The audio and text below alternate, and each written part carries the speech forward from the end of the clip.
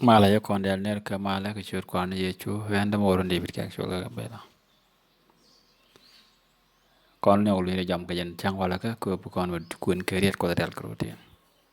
Langi chang lo mala kon ale na won chukon ben ka joken barau tien. Jong mu gwa long.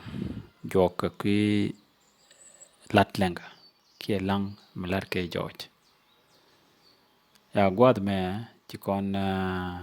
tingwan chukon keling ni ka tukrach. Man cha gor ka chang longa. Ka chang dar. Ko raj bo ka min cha gor ka changan jul ko raj bo ka ngwan tu gol ka changan rewde man changan dio dien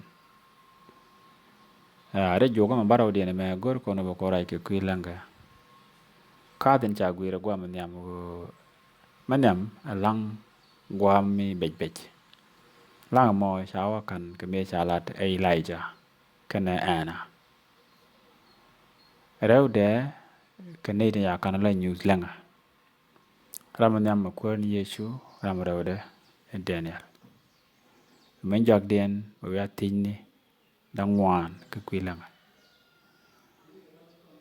ka kuje mo ale ka te ko ku ta je kon bol ke je men bu kon ko lu ko na wala changan ngwan de jo ko mala ko na ku en chawe gwir langa men chalat damandan ni Daniel kan kon ne won yam chan lang mo dum tit palne ale ka wo ji ko en dal kan pin ko ji ne yo ne be nam no ko da ko ne bore ko da kariet ko moy ne jo lo ay kan liang brong shu de shu ko dit amen ya chet ta ye kono linga jama Daniel chio ka bangon be den dio de nyande kono ko na chewa kai no chwara riet ko no kuth ka chwa jelim ka lang kana tini ka tagmini kana be ni chwale kana nyur ngada palangan cha war pin ka buk Daniel chio bangon be ngwan wa be lo ngwan che kon lat khat langa dang ngwan tu go long kadanyam aben cha gor ka Daniel chio ngwan be den ngwan den eliakoth Daniel chara jay ko bokut be tich but kenyam cha ko lana jeta loach cha jaliak ka kui goide kana kui nogade ka chuang de bum re yaini ka tin cha agere re lang no kon bum lang kon gore je chi kon dia paru je no ti ngwane ching te ko re riga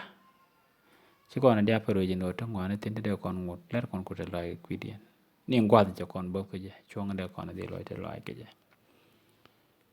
re lang no kon dial ma lang kon kenyam bu kon ku loy la ko cha kon bu ka jen gwa de ko ra ke je marewde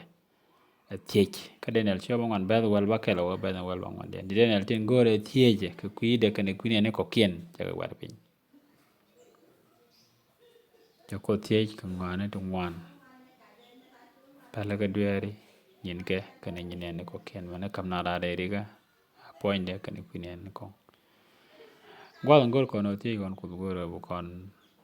la drai ken nyam mi leran ka te loi tok bu kon ben ko de kon te kitin gor kon ke dio dien cha we la dueri kana pelega ne me kafkel ka kasin go Daniel cho ngon be die o ga be wel die bi katan do dien la ka ngwan dien e lui ko te loi ka pila pa cho ngon be ba kel gwa de ne lenga lo do chwa ya ben kap ka perega a jang nyal ne Gabriel ngoda kana lang de kana to kan te loi kana ne la